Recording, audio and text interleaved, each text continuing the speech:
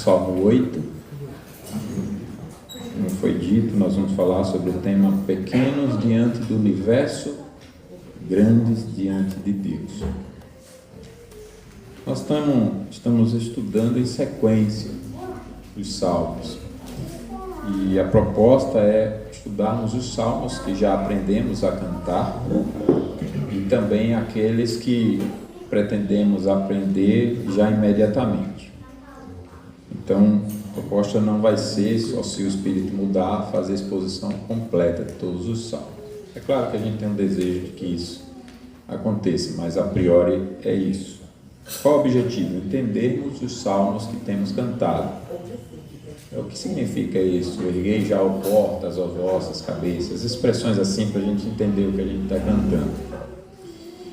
E no estudo dos salmos, algumas coisas que eu quero relembrar para apenas situar a todos é que o livro dos salmos é um livro formado por 5 livros. Então ele tem temas nesses 5 livros, né? Uma segunda coisa é que ele começa com o Salmo 1, mas com uma introdução mesmo. O Salmo 1 é uma introdução. E a palavra salmos é basicamente louvores. O que significa louvores? Preste bem atenção a isso. Louvores significa elogios ou descrições de características de alguma coisa ou de alguém. Isso é louvores. Quando você elogia a esposa, meu bem, como você está bonito. Bem que eu não gosto desse verbo assim, né? No presente do indicativo está, né? Minha esposa, ela é, por exemplo. Não está, mas ela é, né? Você está elogiando. Agora, quando se trata de Deus, é outra situação. Você não consegue dizer de Deus aquilo que Ele é digno. Não consegue. Por isso, Deus deu ao homem os louvores dele mesmo, que são esses 150 salmos, que resume, para quem não sabe, todos os livros da Bíblia, de Gênesis a Apocalipse. Os salmos, quem decora, quem aprende desde a infância a decorar 150 salmos, tem todas as doutrinas bíblicas em mente. Todas. Tem toda a Bíblia resumida. E mesmo que hoje nós tenhamos talento de até imitar com palavras, eu gosto muito de uma música que diz Deus, somente Deus. Alguém conhece a música? Deus, somente Deus criou o mundo e o que nele há. É linda. Mas eu tenho que entender que esse é o meu louvor sobre Deus e não o louvor de Deus sobre Deus. Vocês estão entendendo isso? O meu louvor sobre Deus não é o louvor de Deus sobre Deus. Por exemplo, eu vou pregar um sermão. O meu sermão não é a palavra de Deus. Você precisa entender. O sermão do pastor é uma coisa, a palavra de Deus é outra, né? Então, o meu louvor sobre Deus é uma coisa, o louvor de Deus sobre Deus é outra coisa.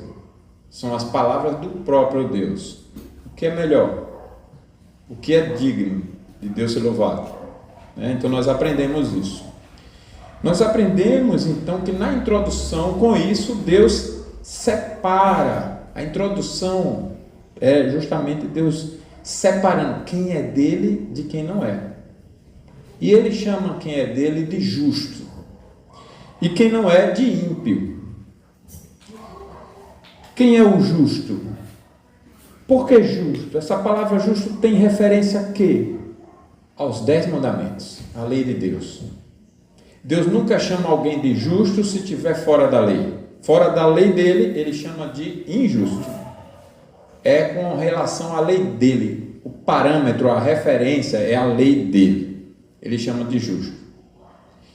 Aí você pode pensar assim, mas então estamos todos perdidos, porque mesmo crentes, nós não conseguimos cumprir a lei dele plena e perfeitamente. Sim, mas cuidado com esse argumento, porque às vezes esse argumento é uma forma sofisticada de se justificar no pecado. Às vezes a gente vai aconselhar alguém que está no pecado, E a pessoa usa a graça de Jesus para continuar no pecado. E ela diz bem assim: todos nós somos pecadores, só pela graça mesmo. E isso ela usa como quem dizendo bem assim: Deus deu Jesus para a gente continuar pecando e não ter problema. Você percebe como é sofisticado e sutil a forma corrompida de pensar? É uma proteção sofisticada. Deus não deu Jesus para você pecar livremente, para você ter permissão para pecar. Ele deu Jesus para você ser liberto do pecado e vencer o pecado. A graça foi dada para você vencer o pecado. E quem não é escravo do pecado anda segundo a lei. Veja as palavras de Paulo sobre isso. Irmãos, eu falo dessa forma, não que eu tenha alcançado a perfeição, mas uma coisa faço: esquecendo-me das coisas que para trás ficam e olhando para que diante de mim estão, estagno ou regresso. É assim que ele diz? Prossigo, ao ponto dele dizer corajosamente: sede meus imitadores como eu sou de Cristo. É muita moral para dizer um negócio desse. Olha, imitem a Cristo como eu estou imitando. Obedeçam a Cristo como eu estou obedecendo. Amem a Cristo como eu estou amando. É muita moral, certo? Então a graça é isso. A graça faz a gente andar, e a introdução faz isso. Ela diz: quem é justo? É quem foi justificado por Jesus. Não há dúvida disso. Foi perdoado por Jesus. Não há dúvida disso. Mas deixou de ser escravo do pecado. Por quê? Porque se pois o Filho vos libertar, verdadeiramente sereis livres. Só a dona Marlene que está lendo a Bíblia aqui, né? Verdadeiramente. Então não é uma liberdade mentirosa, mais ou menos. É verdadeiramente sereis livres, né? E daí a diferença radical é árvore e palha. Salmo 1, árvore e palha. Daí para frente, ele vai mostrar em todos os salmos essa diferença. Por exemplo, Salmo 51, quando a gente chegar lá na frente, quem é o justo? É o que reconhece quando peca verdadeiramente. Ele reconhece, ele admite, ele dá nome ao seu pecado, e ele não culpa a Deus nem os outros. Pequei contra ti somente, mas eu adulterei com Betseba, que foi o caso de Davi no Salmo 51. Ele não vai culpar a mulher: mas ela estava também de bobeira. Não justifica nada. Ele diz: pequei contra ti somente. E ele descreve o seu pecado, confessa o seu pecado, abandona o seu pecado, pedindo a Deus que tenha compaixão e ele crie um coração puro, renove dentro dele um espírito reto. Então você observa que esse é o justo. E quem não é o justo? Não reconhece pecado, faz o contrário, é o contrário do que está ali. Então nós estamos aprendendo assim, cada salmo. Salmo 2, quem é o ímpio? Porque se amotinam as nações. Pensam os povos sempre em vaidade. Os reis da terra tomam posições. E os governantes buscam unidade contra o Senhor e contra o seu ungido. São esses. Os ímpios são que se levantam contra o Senhor e contra Cristo. Beijai o filho ungido do Senhor. Deus repreende, ainda misericordiosamente, né? Para que a sua ira não se acenda. E quem é o justo? É o que já beija, sem precisar Deus mandar. Ele já se prostra, ele se rende. E assim tem o Salmo 3, Davi dizendo: eu sou cercado de inimigos. Aí vem o Salmo 4 nessa pegada, e você vai ver salmos de lamento, de confissões, de queixa, como o Salmo 6, né? Queixa. Salmos de turbulência, de perseguições, até o 7. Até o 7 ele foi nessa pegada, não foi? Aí agora ele mudou. Olha, o livro é tudo organizado. Em cada salmo ele vai como quem convidando a gente para ascender. Olha, a vida cristã é difícil. Não há dúvida disso. É muita perseguição, é muito problema, muita inimizade, muita hostilidade do mundo. Ele vai nos dizendo isso em cada salmo, Mas a cada salmo ele também deixa a esperança dele. Mas eu não me abato assim, eu não desisto. Termina com doxologia, com louvor, e vai nesse ritmo até que ele chega no 8 e faz um divisor de água. ele elogia Deus, louva o Criador, louva a criação. Só que nós vamos ver uma forma especial de falar a respeito disso. Ele louva a Deus, mas o objetivo de Davi é chamar a nossa atenção para algo que eu considero que a gente se perde na meditação, até na graça. Nossa mente é corrompida. E como a gente distorce até o maravilhoso que Deus nos ensina. Ele nos chama a atenção para a nossa posição diante de Deus, e eu espero que até o final da mensagem isso fique claro para você. Mas ele faz 3 momentos no Salmo. Ele divide praticamente em 3 partes. Ele vai mostrar a glória de Deus na sua criação, a pequenez humana diante dessa criação e a glória humana diante de Deus. Glória de Deus, nossa pequenez e nossa glória. Vai ficar fácil, não vai? Quais são as 3 lições que nós vamos aprender? A glória de Deus, nossa pequenez e nossa glória. Então, fique bem atento para você não distorcer, não confundir, não entender errado. Tá? O tema vai ser pequeno diante do universo, grandes diante de Deus. Nós vamos ler e nós vamos orar. Ao mestre de canto, segundo a melodia, os lagares, Salmo de Davi. Ó Senhor, Senhor nosso, quão magnífico em toda a terra é o teu nome, pois expuseste nos céus a tua majestade. Da boca de pequeninos e crianças de peito, suscitaste força por causa dos teus adversários, para fazeres emudecer o inimigo e o vingador. Quando contemplo os teus céus, obra dos teus dedos, e a lua e as estrelas que estabeleceste, que é o homem que dele te lembres, e o filho do homem que o visites. Fizeste-o, no entanto, por um pouco menor do que Deus, e de glória e de honra o coroaste. Deste-lhe domínio sobre as obras da tua mão, e sob seus pés tudo lhe puseste, ovelhas e bois, todos, e também os animais do campo, as aves dos céus, e os peixes do mar, e tudo o que percorre as sendas dos mares, todos juntos. Ó Senhor, Senhor nosso, quão magnífico em toda a terra é o teu nome. Vamos louvar, quão magnífico, Senhor, em toda a terra é o teu nome. E nós estejamos com nossos corações dispostos a te exaltar, a te louvar, com a atenção que o Senhor merece, ouvindo tão somente a tua voz. Que a começar em mim eu seja zeloso no falar, que o Senhor dirija os meus pensamentos, que o teu Espírito me conduza em tudo e nos conduza a todos nós como ouvintes da tua palavra, e que tenhamos o desejo sincero, verdadeiro, de vivermos como crentes melhores, que o Senhor faça brilhar a luz de Cristo em nós.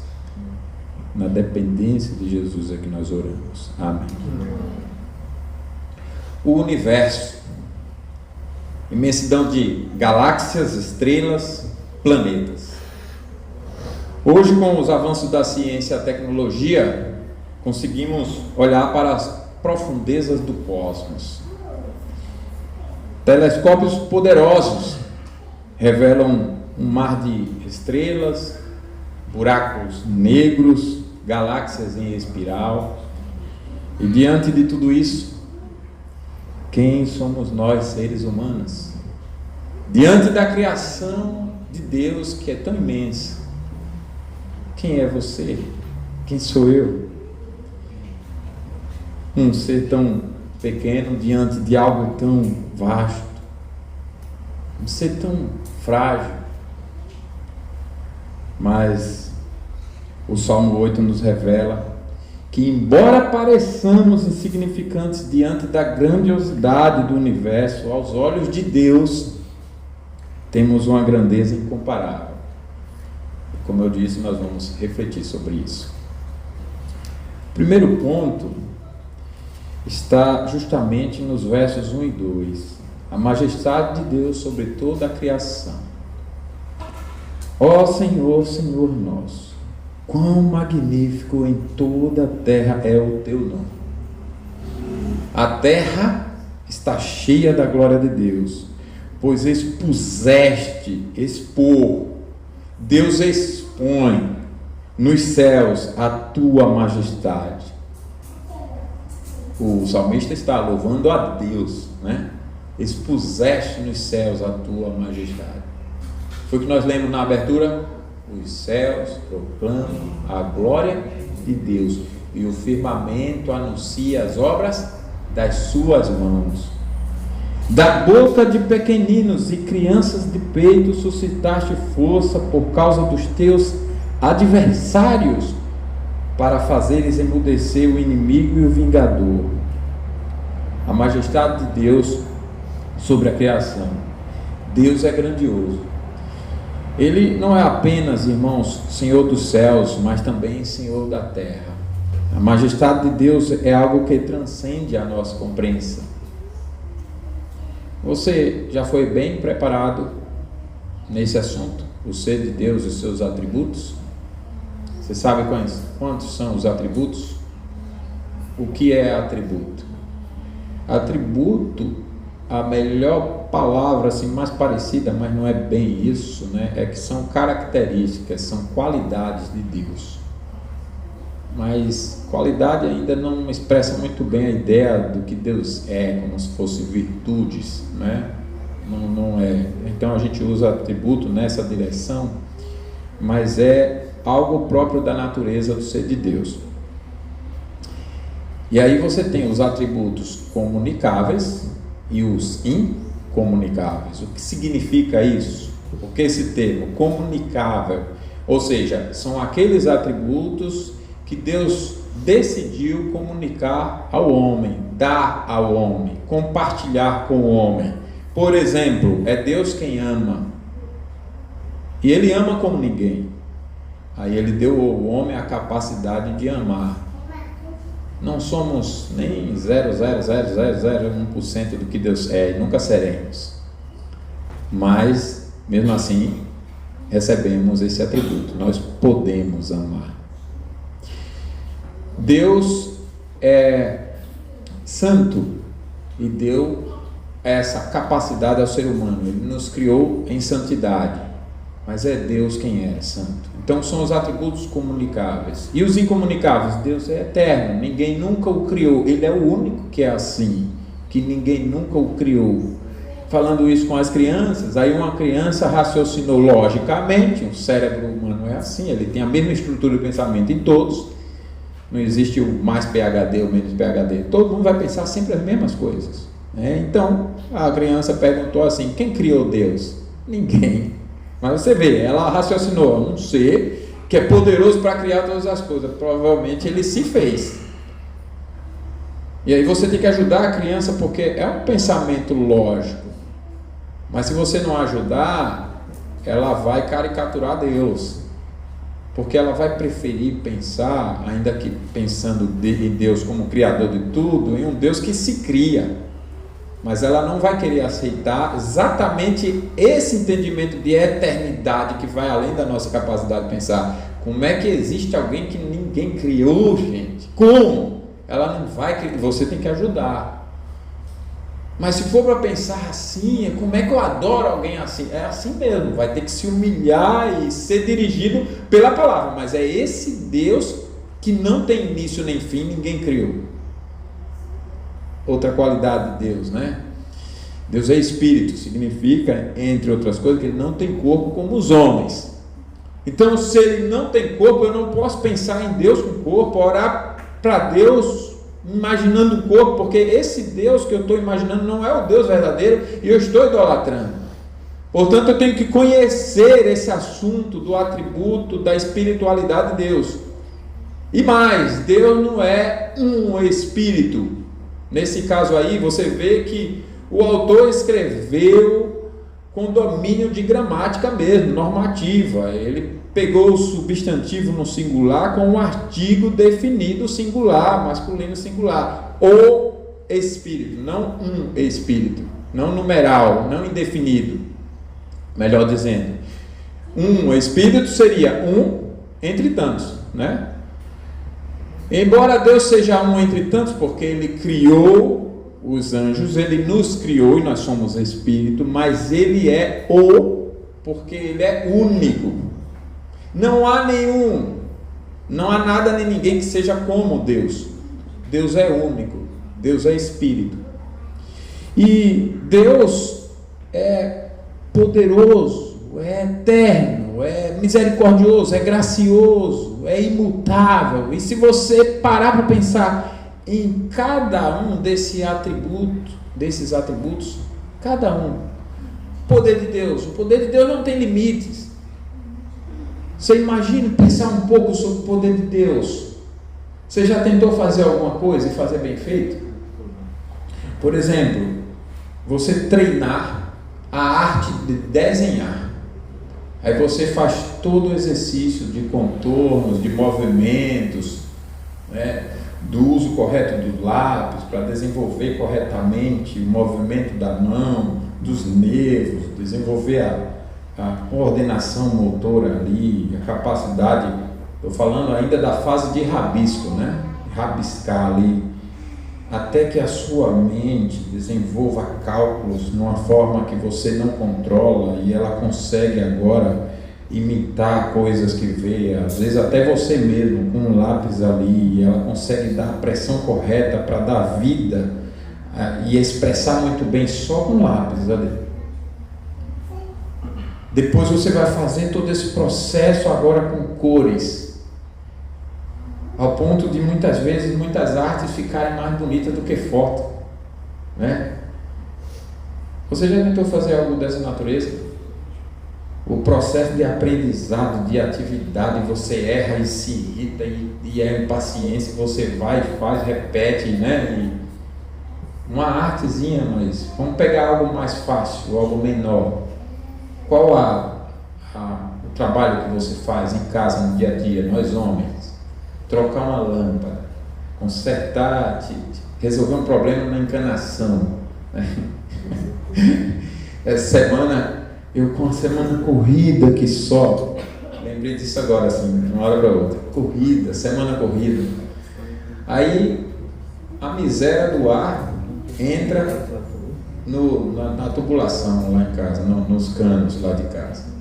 E aí, em 2 pontos, a água acaba. Adivinha onde? Na máquina de lavar e na torneira da pia da cozinha. Aí alguém fica no meu pé: amor, tá sem água. Amor, a roupa tem que lavar. Amor, eu fiz prato. Amor, essa água não dá. E a água não sai. E eu olhando para os documentos da igreja para resolver. E eu olhando para um monte de coisa. E eu estou fazendo curso, você sabe. E aí olhando para a agenda. E meu Deus do céu, não vai dar conta. E eu fazia uma coisa, e fazia outra, e fiz medida. E olhava o YouTube. E tá, para tirar um ar. Eu sei que vai ser piada hoje o dia todo e a semana toda, mas eu vou contar porque foi o que aconteceu. Lá vai o Deus, já está clamando ali. Quando eu vi o horário no segundo dia, eu disse: estou perdido 2 dias e eu perdendo um tempo daqueles que só faltava quebrar a parede, de verdade. Só faltava quebrar a parede e procurar onde é que está aquele. Sair tirando o cano todinho até a água furando para a água descer direto. Aí eu fiz bem assim na pia: meu Deus, me ajude. Água. Graças a Deus. Fui trabalhar, correr atrás do atraso. Vocês duvidam que Deus atendeu? Só que eu vou confessar meu pecado, eu não orei com tanta fé, não. Foi igual aquela história do coco verde, sabe? Foi com tanta fé. Mas Deus atendeu de novo. Eu disse: não, isso não vai acontecer. Eu tenho certeza que não vai acontecer, mas eu vou fazer, porque eu sempre fiz, deu certo, mas não vai acontecer. Deus me ajuda. E pronto. Perdão, Senhor. Aconteceu de novo, a água saiu. Irmãos, eu estou falando da glória de Deus no seu poder. Vocês não perderam o raciocínio, não. O nordestino tem essas coisas de prolixo, mas eu não estou me perdendo nos caminhos, não. Agora, eu e você, para fazer coisas simples, às vezes a receita de um prato, aí vai lá, lê, interpreta, vê o vídeo no YouTube, não sai a mesma coisa. Aí isso é errado, saiu mais sal, saiu mais isso, o bolo não deu certo, não cresceu, solou, como é que chama? Alguma coisa assim. Solou. Coisas simples. Alfabetizar, não, aí já vai mais sofisticado, não, mas coisas simples. Aí você não consegue. Faz uma meditação, uma reflexão concentrada, honesta, sobre alguém que criou tudo que existe em 6 dias. Porque quis colocar 6 dias nessa sequência por nossa necessidade de tempo. Não porque ele não pudesse criar numa fração de segundo tudo o que ele quisesse. Paulo fala, uma das cartas dele, se Deus quisesse, todos os seres humanos teriam sido criados como os anjos de uma vez só. Não precisaria pai, filho, neto, bisneto, não precisaria disso. Ele teria criado. Agora, imagine você, a capacidade que você tem, que você nem se conhece. Quantos anos você tem? Quem é o mais idoso aqui hoje? Eu. Manhinha, né? Manhinha 2, minha mãe está lá. Manhinha 2. Manhinha está com 107, né, mãe? 97, né? 89. 89. Quantas coisas ela não conhece sobre ela mesma, né? Quantas coisas. Todos nós somos assim. Agora imagine Deus, você não se conhece. Quantas leis da natureza existem? Como que funciona o nosso sistema nervoso? Agora pense nesse sistema nervoso em cada ser vivo. Cada ser numa complexidade. Semana a nossa mente viaja de uma hora para outra assim, né? Semana eu passava perto lá de casa e vi uma égua com um potrinho, com as crianças limões. Aí, que bonitinho, não sei o que, imediatamente ela estava comendo ali a grama. Aí minha mente imediatamente pensou o seguinte: como Deus faz para essa égua só comer grama e desenvolver tudo que precisa? Tudo. Porque a gente vai para os nutricionistas e é uma lista enorme de coisas que tem que fazer para desenvolver aqui e ali. Aí você precisa dessa vitamina e daquela outra, e tem um alfabeto todo. Aí já acabou a letra toda do alfabeto para falar de vitamina, aí eles começam a numerar. E aí tem a B1, B2, B não sei quanto, B12, e lá vai. E é tanta coisa, mistura tudo isso, e você vive que já dá dor de cabeça de pensar nisso aqui, para você se entender e saber como administrar o seu corpo. A égua é só na grama. Eu digo, não é possível. Não é possível. E a baleia? Aquele tamanho todo, gente. E aí come grilos, né? Parecem uns camarõezinhos. E são toneladas. E eu, meu Deus, como que o senhor consegue? É um aquário enorme. O aquário de Deus, né? Como que consegue criar e produzir todos os dias para milhares de espécies, de cada espécie de baleia, milhares de baleias? Olha, eu já tive um aquário de um peixe só, dá trabalho, não? Mas o oceano de peixes de todo tipo, olha como Deus é grande, irmãos. Pense como Deus é grande. E tudo isso que eu estou dizendo para você, eu estou falando só do poder dele. Poderia separar aqui, como diz o presbítero Eudes, um ano de sermão só do poder.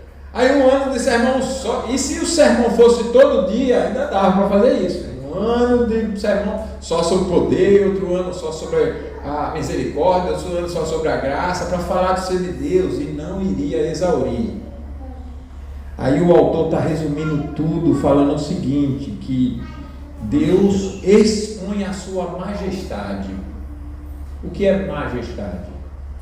Majestade é todos os atributos juntos como se formasse um atributo só. Porque Deus é da seguinte forma: Deus não tem uma qualidade mais do que a outra. Por exemplo, a essência de Deus, o que é? Deus. Eu não posso dizer a essência de Deus é santidade, aí eu estou caricaturando Deus. Sim, mas então Deus é santo mais do que amor? Não. Eu não posso dizer que a essência de Deus é santidade.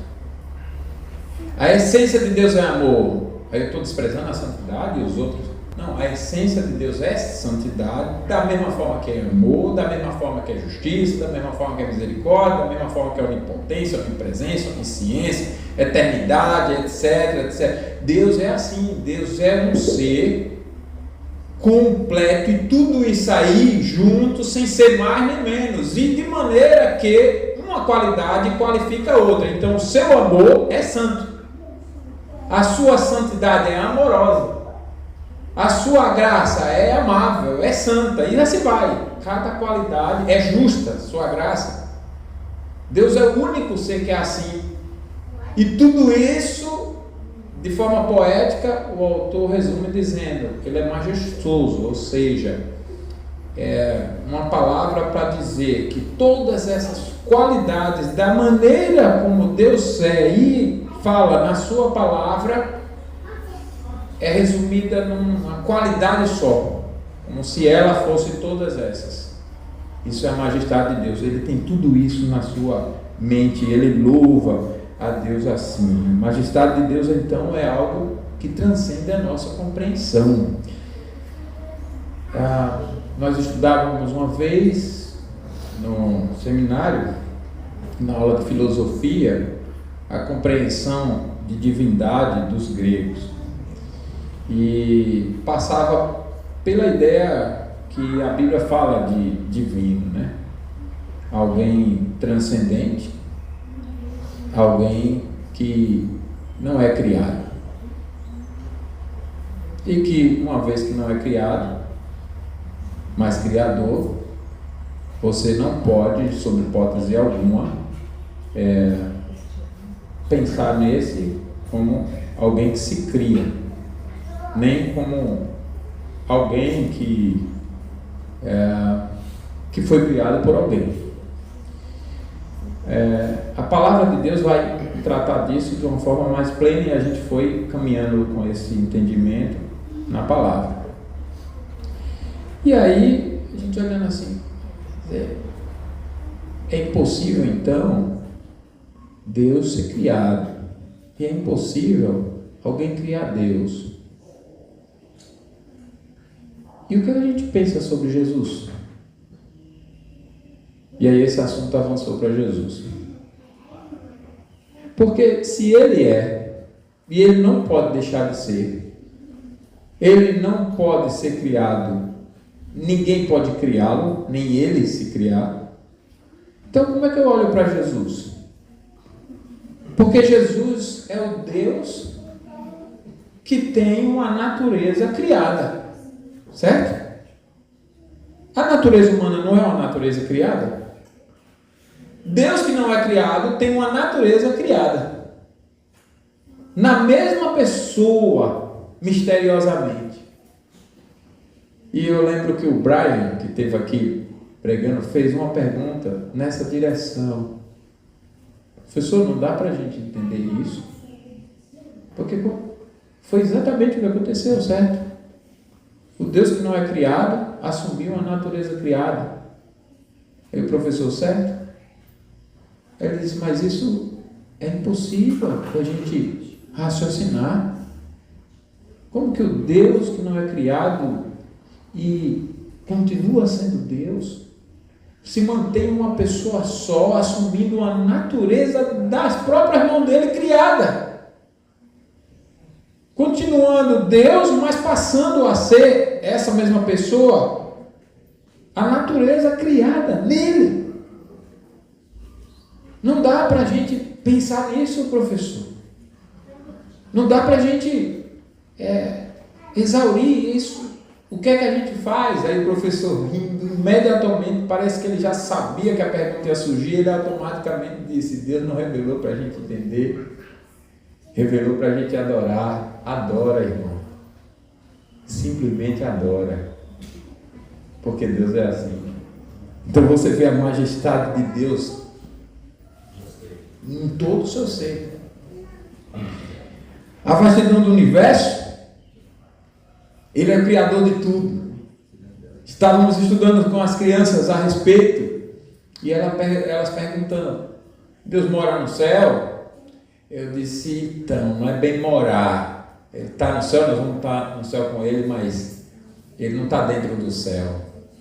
Como assim? Então, o céu não é nada perto de Deus. E onde Deus está? Pois é. Tudo existe dentro dele assim, mas não dá para... Deus não tem lugar que caiba a Ele. Mas então, não, a gente tem que pensar em Deus que não está em lugar... exato. Ele está em toda parte, Ele é onipresente. Mas Ele não está dentro de nada. É isso aí que tem que pensar. Olha que ser maravilhoso. As estrelas, os planetas, a bela criação, é tudo uma humilhação de Deus. Ele se reduzindo, a gente às vezes só pensa em humilhação para ir para a cruz, mas não. Criar um universo que você não conhece e lugares que você talvez nunca consiga exaurir, porque Deus criou tudo eterno, inesgotável. Quando chegar no céu, que tiver experimentando tudo isso, e pense assim: Deus se humilhou demais para criar tudo isso. Se humilhou demais. Esse é o Deus que o salmista está louvando. Então, o impressionante aqui é como Deus escolhe expressar essa sua majestade, seu poder, sua força, o seu ser. Ele revela sua soberania, sua força. No verso 2, da boca de pequeninos e crianças de peito suscitasse força por causa dos adversários. Os adversários zombam de Deus, desprezam o ser de Deus, negam Deus, negam a glória de Deus. Você vê hoje muitos ateus. É fácil hoje encontrar ateus, pessoas bem preparadas academicamente, falam muito bem, são cientistas. Essa semana eu ouvia um falando, e que eloquência daquele homem, um senhor, escreveu muitos livros, PhD em Harvard e tudo mais, o camarada muito bom, mas falando, não tem como, ele era da área de neurociência, ele não tem como acreditar em Deus, por isso, por aquilo outro. Eu digo: como pode ser burro ao mesmo tempo? Como pode ser cego desse jeito? Aí o que o texto está dizendo aqui é: Deus pega um serzinho desse e humilha e zomba dessa ignorância de alguém tão sábio, de maneira que ele não consegue entender. Você chega para um sábio desse e diz: tá bom, o que é o corpo humano? Aí ele descreve tudo em matéria, em composições químicas. Tá bom, e porque essa composição química parecida com aquela, ou então você pegue toda a composição química, misture a mesma coisa, porque não sai alguém com inteligência? Me explique os pensamentos, me explique os sonhos, me explique como que o ser humano consegue agir com soberania em comparação aos outros seres. Me explique isso. Aí ele se perde olhando para uma criancinha, como essa capacidade de ouvir e aprender. O primeiro papai, mamãe, como? E é o que o texto está dizendo: com a criancinha de peito, Deus humilha os cientistas, Deus humilha os soberbos, ele exalta a sua glória com um serzinho tão frágil. Ele exalta e os homens ficam ali perdidos. Eu não sei como que isso funciona. Eu simplesmente não sei dizer como que faz isso. Ele não consegue reproduzir algo dessa forma. E eles se perdem. Então, Deus usa os pequenos e fracos para fazer grandes coisas. Quando nos sentimos impotentes naquilo que Deus nos der, devemos olhar para o que Deus quer. Ele quer nos usar nas nossas pequenez, nas nossas simplicidades, para exaltar o seu poder, para exaltar a sua glória. O segundo ponto é, então, versos 3 e 4, a pequenez do homem. Veja comigo. Quando contemplo os teus céus, obra dos teus dedos, e a lua e as estrelas que estabeleceste, que é o homem que dele te lembres, e o filho do homem que o visites. 4, né? Quem é esse ser diante de toda essa criação, diante da imensidão do universo? A conclusão é: somos pequenos. Na verdade, nós somos como nada. E em outro lugar a palavra vai dizer: nós somos menor do que nada. Nós somos menores do que nada. Nosso planeta é um ponto minúsculo em um oceano de estrelas. Nós estamos aqui dentro. E nós somos o que então, irmãos? Se o nosso planeta é nada nessa criação, quem somos nós? Outro dia eu vi um vídeo, e quando eu li esse texto, lembrei desse vídeo e nunca mais o encontrei. O vídeo ia para aquelas réplicas, certamente feita com programações, como se tivessem galáxias e mais galáxias no universo.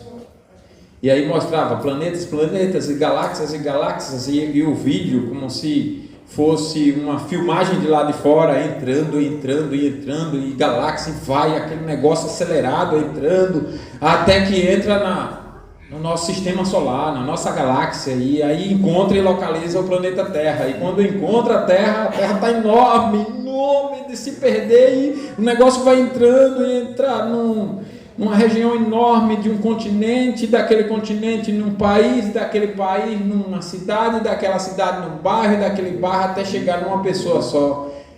Só de um vídeo de alguns segundos eu pensei em tudo isso aqui, eu fiquei pensando como nós não somos ninguém. Não somos nada diante desse Deus. Porque Deus é maior do que tudo isso. E o texto está querendo que meditemos nisso. Olha, Deus é incomparavelmente além da criação. Se a criação já é maravilhosa e nos tira a capacidade de exauri-la, quanto mais quem o criou, quem a criou. Então Deus é para ser meditado assim, é para ser falado assim, conversado assim. Eu e vocês precisamos conhecer Deus assim, pensar em Deus assim, pensar na sua criação para pensar nele, porque ele se revela a partir da sua criação. E ao pensarmos e ao deleitarmos, desenvolvermos a capacidade de meditar com qualidade, meditar com prazer, como disse Spurgeon, meditar como aquela criança que tem prazer em segurar a bala na língua, mexendo para lá e para cá. Você medita saboreando no que você está meditando. Medita em Deus, medita no ser de Deus, medita na palavra. E ao se deleitar nisso, desenvolver também a capacidade de transmitir com alegria essa meditação para seu filho. Não há história, não há conto, não há ficção, não há entretenimento, não há passeio, não há brincadeira, não há brinquedo que seja melhor do que Deus, do que Jesus. O problema é que a gente não tem desenvolvido a capacidade de pensar em Deus como Ele merece, como Ele é. E o salmista está fazendo isso no exercício de olhar para Deus e olhar para dentro de si, olhar para a nossa realidade. Nós não somos ninguém em relação à criação, quanto mais em relação a Deus. Então, que direito temos de questionar, até mesmo de exigir alguma coisa diante de Deus? Quando contemplo os teus céus, são obras dos teus dedos, a lua, as estrelas. Quem sou eu? Por que eu deveria ser lembrado pelo Senhor? Por que o Senhor deveria lembrar de mim, olhar para mim? Quem sou eu? Então, muito menos eu devo questionar as coisas, exigir. Nem se fala. Não tenho direito disso. Deus é o que é. E o salmista aqui nos convida a olhar para além de nós mesmos. Nós somos de uma cultura que só olha para si. Nós somos de uma cultura que é tudo eu, tudo meu direito, tudo que eu quero. E é uma cultura assim, arrogante, prepotente, porque não olha para além de si, não olha para a criação e para Deus da criação, como Deus é. Não faz esse exercício. Porque se fizermos esse exercício com a graça, com a fé, honestamente, nunca vamos nos achar grandes, importantes em nós mesmos. Vamos ver que nós somos frágeis, pequenos, um nada. Não merecemos o olhar de Deus, não merecemos a atenção de Deus. Contemplar a grandeza de Deus é reconhecer a própria fragilidade. O homem é pequeno, somos finitos, frágeis, dependentes. Mas essa fragilidade é a nossa grandeza. Esse reconhecimento é a nossa honra. Nós vamos ver isso no terceiro ponto e final. Mas eu quero deixar aqui uma lição de que quando nos sentirmos então insignificantes, é importante lembrar que a nossa pequenez não diminui o valor que Deus nos deu. E é para aqui que eu quero chamar a sua atenção, para que você entenda muito bem qual é a mensagem desse salmo. Ele nos reconhece, Ele nos ama, se importa conosco, mesmo que Ele tenha nos criado como Ele nos criou. Então vamos pensar nisso aqui para a gente entender, que é o terceiro ponto. A grandeza diante de Deus, a nossa grandeza diante de Deus. Versos 5 a 8. Se você perder esse ponto, você perdeu toda a mensagem. O que é que está escrito aí, todos juntos? Fizeste, no entanto, por um pouco menor do que Deus, e de glória e de honra coroaste. Deste-lhe domínio sobre as obras das tuas mãos, e sobre os seus pés tudo puseste, ovelhas e bois, todos, e também os animais do campo, as aves dos céus e os peixes do mar, e tudo que percorre as nascentes. Acompanhe o raciocínio. Essa é a parte central, é a mensagem de todo o salmo. Ele está nos ensinando a pensarmos da seguinte forma: Deus como Ele é, e você só vai entender essa mensagem se você reconhecer e conhecer a Deus como Ele é. Ele não precisava criar nada, criou porque quis, criou para se revelar. E colocou o homem na posição mais elevada da criação. Ou seja, fez o homem à sua própria imagem. O exercício do salmista é o seguinte, acompanha o raciocínio. A majestade de Deus, que se humilhou muito ao criar algo que em relação a nós é maravilhoso, é muito grande. A majestade desse Deus. A criação grandiosa em relação à nossa pequenez. Mas mesmo assim, a posição mais elevada que existe, que é ser semelhança de Deus. Vocês estão entendendo? A dignidade com a qual Deus criou o homem. O salmista está nos ensinando a reconhecer que Deus nos deu o privilégio da sua própria honra. Isso não pode ser desprezado. Não é olhar soberbamente para nós como se fôssemos o centro de todas as coisas. Nós não somos. Deus criou tudo por Ele e para Ele. A Ele pôs a glória eternamente. Amém. Mas isso não significa que nós não devemos ter um coração humilde e grato de dizer: Deus me deu a maior honra que alguém poderia receber. Ele me fez como Ele. E me fez como Ele para que eu me relacione com Ele como íntimos. Os animais nunca vão fazer isso. Os seres inanimados, a rocha, a pedra, a árvore, você poderia ser uma rocha, não poderia? Talvez seja o seu coração, e eu estou pregando para que quebre, porque uma rocha não sente, não se relaciona, não conhece, não tem intimidade, não ama. Mas você recebeu a capacidade de se relacionar com Deus. Isso é grande. Aí vamos piorar essa análise. Dessa honra em Adão antes da queda, Nós caímos no pecado. O que é o pecado? É a desobediência, é a rebelião contra Deus, é desprezar Deus, é escolher agir e se satisfazer em agir contra o ser de Deus. Então meus pensamentos, meus sentimentos, minhas vontades, todo o meu ser, tudo contra Deus. Todas as minhas capacidades contra Deus. Até quando eu sofisticadamente digo que sou religioso, mas é tudo contra Deus. É uma religiosidade do meu jeito, se não for, não aceito. E assim é toda a minha vida, mas é tudo contra Deus. Até a minha moralidade, é uma moralidade para diminuir Deus, para mostrar que eu não preciso de Jesus. Como aquele homem que nós passamos muito tempo aqui evangelizando, aqui perto, e depois de tanto tempo olhando para Jesus, e ele dizendo que era um católico fervoroso, um católico, né, diligente e tudo mais, ele percebeu a mensagem e disse, não quis mais a nossa visita. Ele disse, eu não consigo aceitar que vocês estão dizendo que eu sou tão terrível assim e que eu preciso de Jesus. Jesus é tudo isso. Eu não consigo. Eu sou uma pessoa até boa, eu faço as minhas coisas, eu pago minhas contas em dia, eu não faço isso, eu não faço aquilo, não faço aquilo outro. Você vê? Que cegueira, que arrogância. Então o homem cai nesse pecado de não se enxergar, inclusive.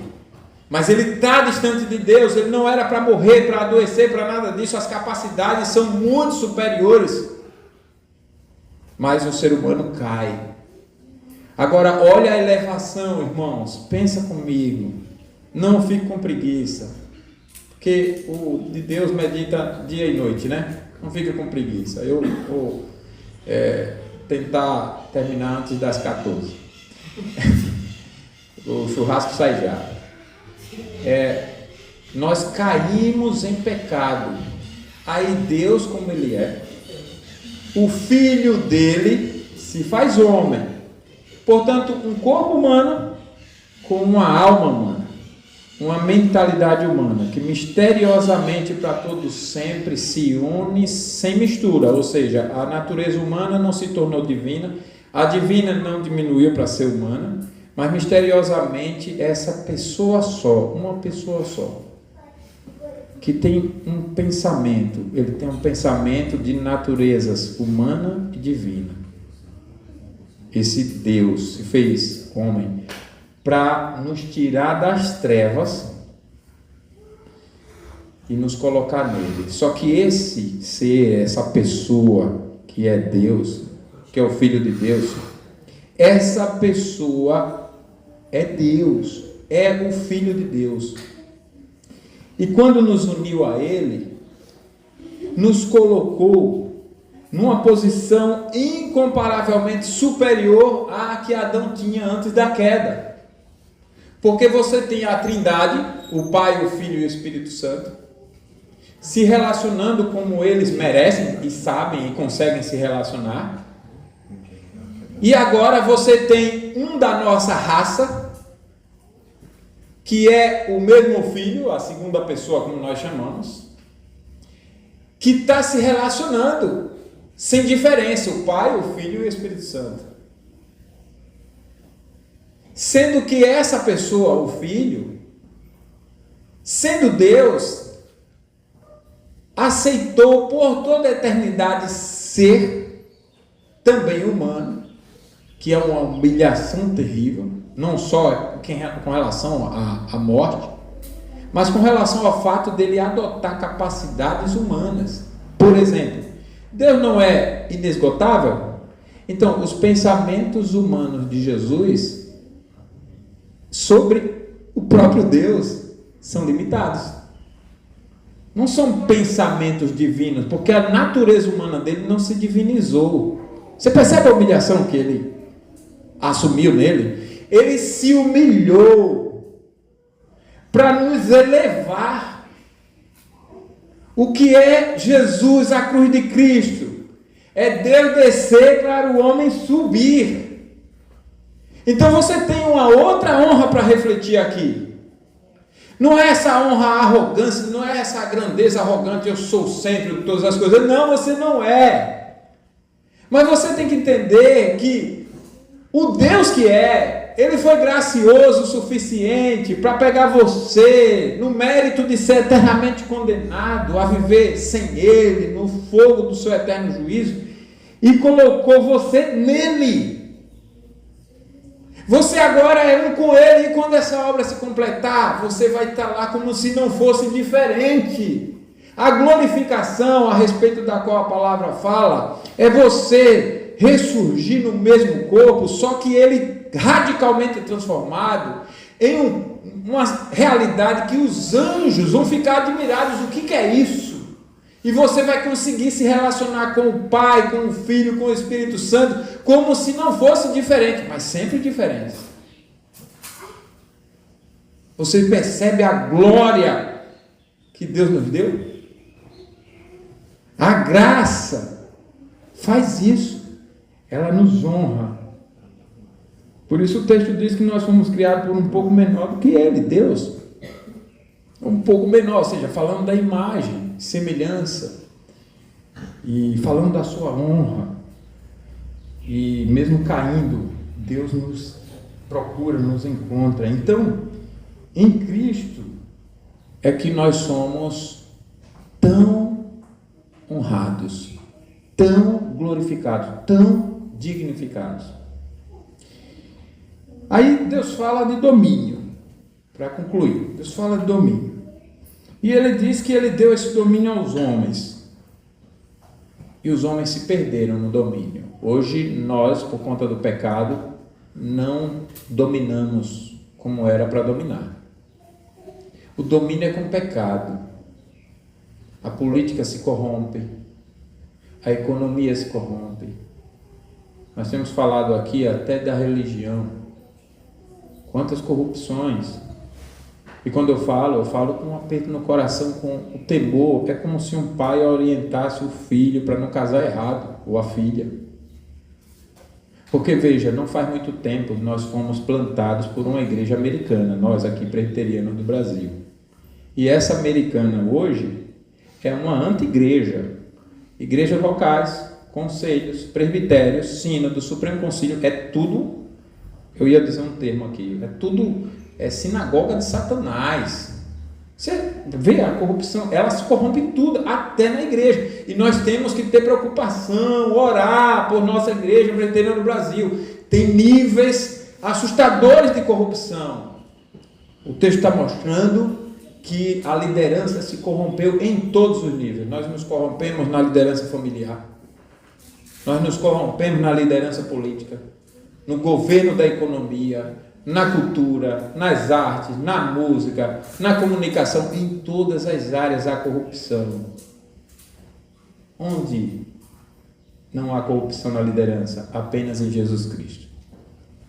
De maneira que Jesus morre, ressuscita, e só depois, de propósito da ressurreição, ele diz o seguinte: ide por todo o mundo e pregai o evangelho a toda criatura, ensinando a guardar todas as coisas que vos tenho mandado. Não diz isso? Mas sobre esse governo, ele diz isso, começando assim: toda autoridade me foi dada no céu e na terra. As crianças me perguntaram: mas ele não é Deus? Sim. Então ele sempre teve autoridade sobre tudo. Exato. Então como a autoridade dele foi dada? Porque você pulou uma parte. Ele livremente deixou essa autoridade quando ele se fez homem, para reconquistá-la como homem, ainda que sem deixar de ser Deus. E quando ele reconquista por nossa miséria, por nossa culpa, pela nossa necessidade, ele retoma essa autoridade agora como homem. Então a raça humana, ela foi elevada, porque Adão e Eva, Adão tinha domínio sobre os peixes do mar, sobre as aves do céu, mas não como Cristo, né? Não como Cristo. Mas olha agora, Cristo, Deus e homem, governa todas as coisas.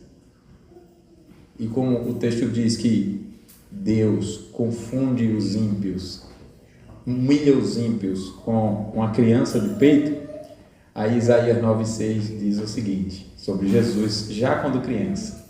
Quando criança, viu, Abner? Quando criança. Jesus é descrito assim, porque um menino nos nasceu, um filho se nos deu, e esse governo está sobre seus ombros. Aquela criancinha já estava governando, e o seu nome será Maravilhoso Conselheiro. Essa palavra conselheiro vem da palavra sabedoria, da capacidade de administrar e controlar todas as coisas de forma plena, perfeita, porque dele, por ele, para ele são todas as coisas. Ele é o maravilhoso conselheiro, ele é o Deus forte, o Pai da eternidade, o príncipe da paz. Então somente em Jesus nós vemos essa liderança humana restaurada, e você e eu só lideraremos de maneira a glorificar a Deus se também formos restaurados por Cristo e vivermos, portanto, a realidade de Paulo quando disse: hoje já não sou eu quem vive, mas Cristo vive em mim. Aí nós vamos pensar como Cristo, sentir como Cristo, obedecer como Cristo, fazer as coisas que Deus nos confia a fazer como Cristo fez. Não impecavelmente ainda aqui, mas um dia chegaremos lá no céu, e quando isso acontecer, nós viveremos de forma imperfeita. Aí então saberemos como seremos. Então nós devemos pensar nessas 3 fases do Salmo para pensar em nós. Como é que eu devo pensar em mim corretamente? Não com soberba, eu sou o centro de tudo, não. Mas pensando na glória de Deus como ela é, na minha pequenez, não só como criatura, mas depois como pecado, e no fato de Deus ter me elevado em Cristo, eu devo pensar: eu sou a pessoa mais honrada do mundo. De forma humilde, vocês entendem isso? Eu sou a pessoa mais privilegiada do mundo. Eu não me envergonho de Jesus. Eu não me envergonho de ser cristão. Eu não me envergonho do Evangelho. Eu não me envergonho de dizer: Cristo vive em mim. Eu não me envergonho de conhecê-lo. Eu não me envergonho de amá-lo. Eu não me envergonho de pregá-lo. Eu não me envergonho de dizer que eu confio em toda essa mensagem, que é loucura para os homens que se acham sábios, mas a loucura que é para eles é a sabedoria de Deus. E eu não me envergonho disso. Eu sou o homem, a mulher mais honrado que pode existir, porque Cristo vive em mim. Ele me restaurou, amém mesmo, irmão? Ele me restaurou.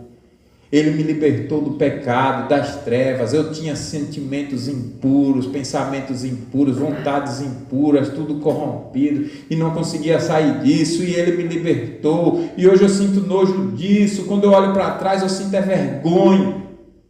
E até quando eu tenho quedas aqui e ali, eu sinto vergonha, razão pela qual eu tenho o desejo de partir e estar com Cristo, que é incomparavelmente melhor. Não porque eu não vou sofrer mais, a questão não é essa, é muito mais, é porque eu amo quem me salvou e eu não quero servi-lo com todas essas impurezas e imperfeições que ainda me acompanham nesse tempo presente. E a promessa é que aquele que começou a obra há de completá-la.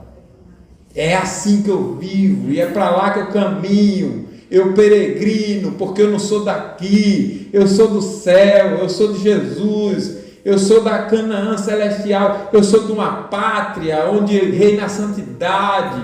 Quando poeticamente o texto fala de vestiduras brancas, ou seja, eu vivo em justiça, em amor, eu vivo mesmo. Isso é honra, irmãos. E essa honra também faz você tomar algumas atitudes que não devem se portar, que alguém chame de radicais. Por exemplo, hoje é o dia do Senhor. Tem um negocinho que está chato desde a reunião de oração, né? Hoje é o dia do Senhor. O que é que eu faço no dia do Senhor, já que eu vou glorificar quem me salvou? Eu vou guardar o dia como Ele manda, não é? Então, eu vou reservar a mim e a minha família para isso. aqui nós vamos ter o almoço daqui a pouco. Qual é o exercício? Manter a santidade no dia. Se a gente se empolgar aí, olha, vamos falar do futebol, aí alguém chega, irmão, hoje não é o dia do futebol. E eu gosto das crianças da nossa igreja, viu? Que elas nos lembram, né? Hoje é o dia do Senhor, não é para falar disso. Hoje não é o dia do Senhor, não é para ver isso. Você pega o smartphone, aí põe lá no vídeo de política, por exemplo. Hoje não é o dia do Senhor, não é para ver essas coisas. E é isso mesmo. Tome decisões firmes, como Daniel, para não se contaminar com o mundo. Não, eu e minha casa serviremos ao Senhor. No dia do Senhor, eu vou viver o padrão do Senhor. E durante a semana eu vou administrar isso. Vou evitar companhias que vão me expor à corrupção. Vou evitar companhias. Se for para influenciar, bem, mas com sabedoria. Mas eu vou evitar. Eu vou viver o dia e tudo que Deus me der para que Deus seja glorificado. Você tem que tomar algumas atitudes radicais. Naturalmente, o seu coração vai fazer isso. Você não vai pensar como pensa o ímpio. O que é que nós cantamos? O que é que nos alegra? Falei de canções porque o mundo canta o tempo inteiro. Tem músicas que dá até para cantar, uma música romântica que não tem uma letra ruim, etc. Você pode dedicar a sua esposa ao marido. Mas eu tenho que saber, opa, em que ambiente eu estou? O que é que eu canto? Não é? Os irmãos nos falaram que foram para uma festa, um casamento, depois teve uma festa. E aí na festa, era para ser de crente, mas o negócio foi piorando, até que chegou no funk. Né? Chegou no funk. E uma das crianças passa a chorar. Vamos sair daqui. Por quê? Porque a criança é crente. Mesmo tendo seus pecados, a criança é crente. E aquelas canções, com aquele estilo, com aquele ambiente, não agrada o seu coração. Então, naturalmente, você vai viver essas coisas radicais. Porque o mundo também vive o radicalismo do pecado. Ele vai querer impor para você, tanto que ele vai te criticar, para te intimidar, para te humilhar, para você ceder. Não ceda. Seja firme. Eu e minha casa serviremos ao Senhor. Seja agradecido a Deus, porque você, que foi criado um pouco menor do que Deus, que foi honrado, embora não sendo nada em relação à criação e piorado na queda, você recebeu a maior posição que alguém pode receber. Você hoje é filho de Deus. Você hoje é família de Deus. Não despreze isso. Não despreze. Judas Iscariotes é uma das pessoas mais miseráveis que alguém pode descrever. Conheceu a Cristo, viveu com Cristo, realizou milagres em nome de Cristo e traiu a Cristo. Achou que aquilo não era importante. Depois, no desespero dos pensamentos e entendimentos corrompidos, se mata. E o próprio Jesus disse dele: era melhor não ter nascido. Não ache que você está aqui num lugar qualquer. Estou falando da nossa igreja, estou falando de culto, estou falando de Deus, estou falando da nossa relação com Deus. Nós estamos aqui no maior privilégio. Podíamos pegar toda essa estrutura aqui e ir para o mato ali, ou para o meio de algum lugar público, cultuar a Deus, onde fosse, ou na casa de alguém, onde fosse, cultuando a Deus do jeito de Deus, e Deus se agradando, nós estaríamos no maior privilégio. Eu sou de Deus, e isso não tem como calcular o preço. E vivendo assim, não se corrompa, não nos corrompamos, mantenhamos na presença do Senhor. Ele encerra dizendo ao Senhor, Senhor nosso, como magnífico em toda a terra é o seu nome. Ou seja, começa com louvor e termina com louvor. Começa com a exaltação à majestade de Deus e termina com o mesmo sentimento. nos ensinando que o crente não só começa a vida bem, ele termina a vida bem. Ele glorifica do início ao fim. Você é crente quando você começa a glorificar a Deus em Jesus e essa graça te sustenta até o fim. Por isso Jesus disse: aquele que perseverar até o fim será salvo. E ao contemplarmos a grandeza de Deus, a pequenez do homem e a nossa dignidade que Ele concedeu, a resposta não pode ser outra a não ser adoração. Qual é a resposta? Adoração. O que é adoração? É uma entrega completa, é um serviço. Eu não sou nada nem ninguém. Faça-se a tua vontade. Nossa reflexão sobre o ser humano, sobre o cosmos e sobre a vocação nos leva de volta a essa adoração. Tem que nos levar de volta. E é na adoração que encontramos o nosso verdadeiro propósito. A vida humana só faz sentido quando é vivida em louvor e gratidão a Deus. Então, irmãos, diante da imensidão do universo, se sinta pequeno corretamente, mas ao se sentir pequeno e insignificante, olhe para a graça, porque se você parar só na insignificância, parou no meio do caminho. Se você não se reconhecer insignificante, você está sendo orgulhoso, mas quando você completa toda a trajetória e a partir da insignificância você reconhece que foi dignificado em Cristo, o louvor de Deus invade o seu coração. Deus se alegra em você.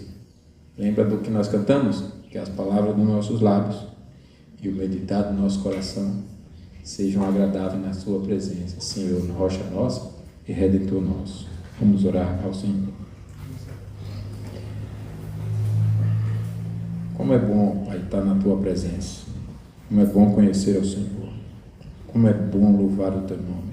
Como é bom aprendermos de Ti. Como é bom sermos ensinados por Tua palavra. Quantas lições preciosas, quantas lembranças tão importantes para nossas vidas. E quantas correções na forma de pensar na Tua verdade, pensar na Tua graça, pensar na criação, pensar no Teu ser, pensarmos em nós mesmos. Como é maravilhoso. Nós agradecemos a Ti, louvamos o Teu nome, exaltamos ao Senhor e pedimos que tire de nós toda e qualquer soberba de nos acharmos o centro do universo, o centro das coisas. Dá-nos, ó Pai, a humildade de reconhecermos nossa pequenez sem a graça, mas também dá-nos a bênção de nos sentirmos honrados porque somos de Cristo. Em nome de quem nós oramos. Amém.